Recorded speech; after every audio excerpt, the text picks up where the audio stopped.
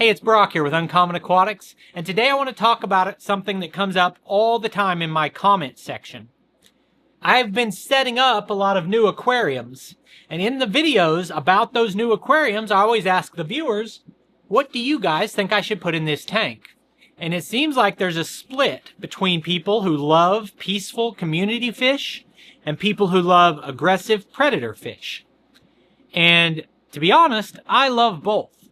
But in today's video, I want to talk a little bit about the pros and cons of each for maybe someone who's newer to the hobby or someone who only has kept one type of aquarium and never really given thought to the other.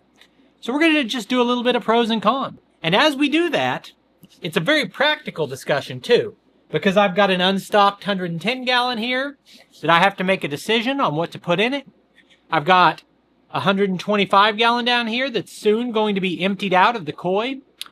And I'm looking at picking up another 100+ gallon aquarium.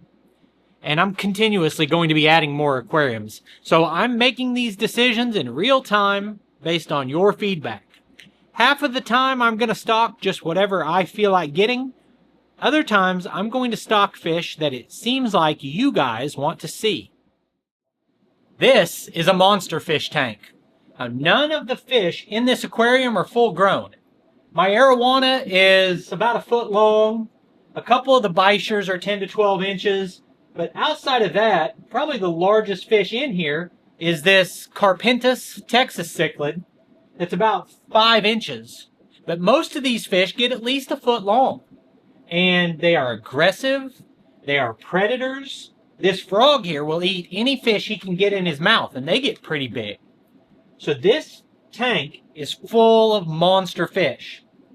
Right there is an Insorgi bichir that's currently about 7 or 8 inches long and maybe a little bigger around than my thumb. Well, probably quite a bit bigger than my thumb. But that fish can get 30 inches long and be about this big around. It's kind of comparable if you're say a fisherman and you think of like how big a catfish might be in your pond and you catch, say, a 20-pound catfish.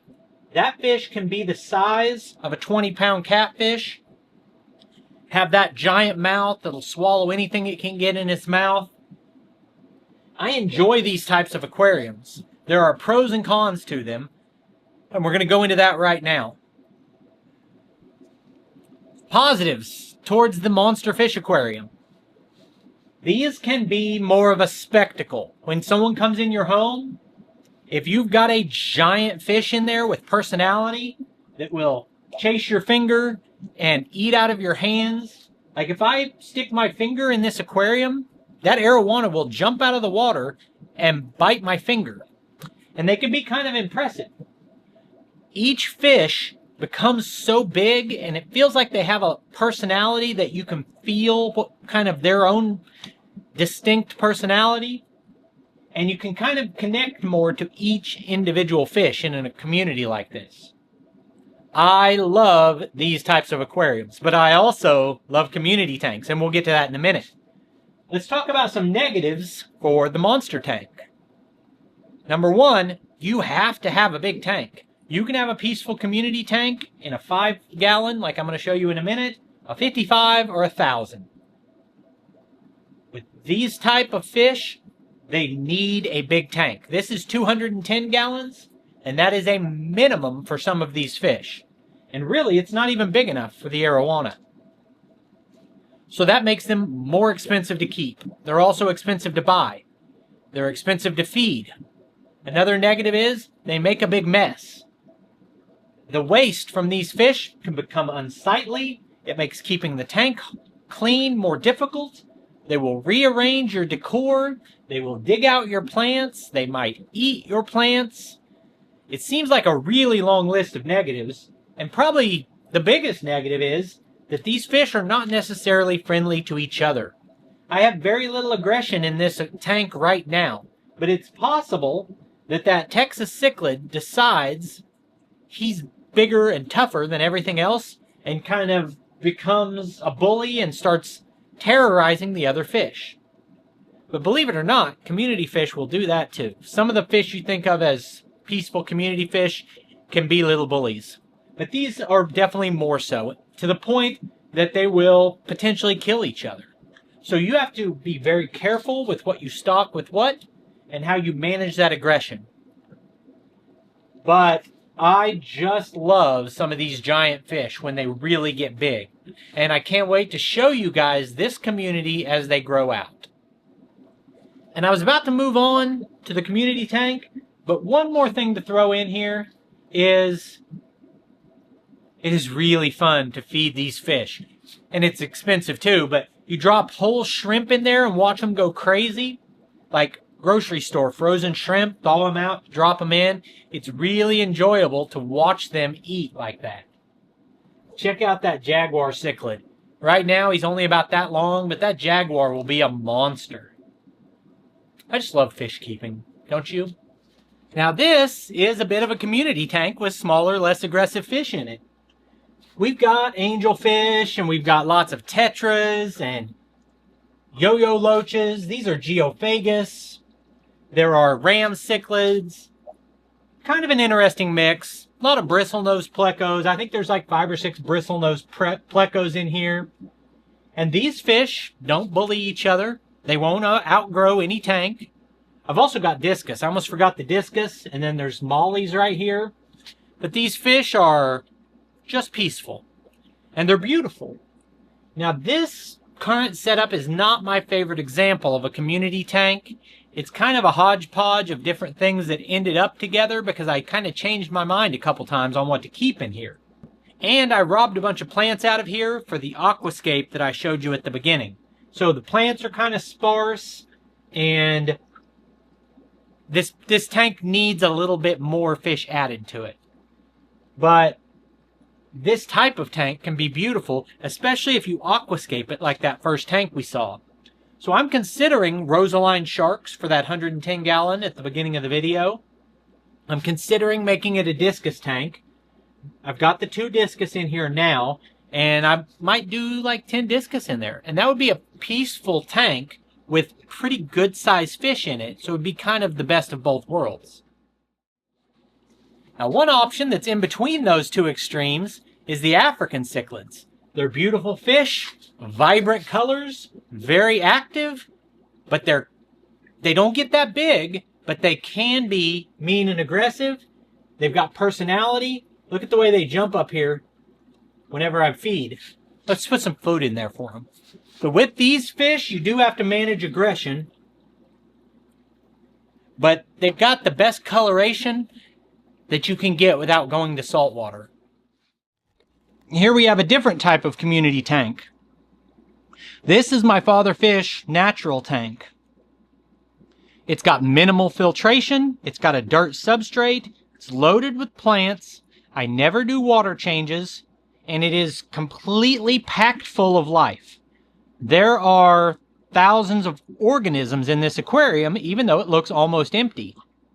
The only real fish you can see right now are the platies, these orange fish here, and they've been reproducing quite a bit. Platies are a live bearer. They will breed without any intervention from you, and we've got dozens of tiny little platy babies in there, and those platies are going to reproduce. They're nice, colorful fish. They're easy to keep. They're attractive looking. Really a lot to like about the platy, and no one seems to ever showcase them on YouTube. But they're going to reproduce like crazy in here, and I'll be able to populate them into other aquariums, or trade them in at the fish store, or use them as feeder fish for the monster fish. Whichever of those options I choose are available to me with an easy fish like this. But in addition to that, we have, I think, 6 or 8 bristlenose pleco, which is too many. Eventually they'll have to be relocated. But we also have a lot of high-grade cherry shrimp that are a Sakura grade, at least, cherry shrimp that have been reproducing like crazy. And then we've got snails all over the place. I've been taking the snails out and putting them in other tanks. We've also got our microorganisms, and I've done full videos on microorganisms. Right there's a cherry shrimp. I don't know if you might have spotted that swimming around. But if you zoom in on this aquarium is packed full of life that you might not see unless you really zoom in. There are scuds and amphipods and isopods and daphnia and blackworms in this aquarium. And those microfauna provide food for the platies. They break down the leaf litter that's on the bottom of the tank. They create fertilizer for the plants. They're beneficial in every way. And with a tank like this, people aren't necessarily going to walk into your house and just be awestruck by it.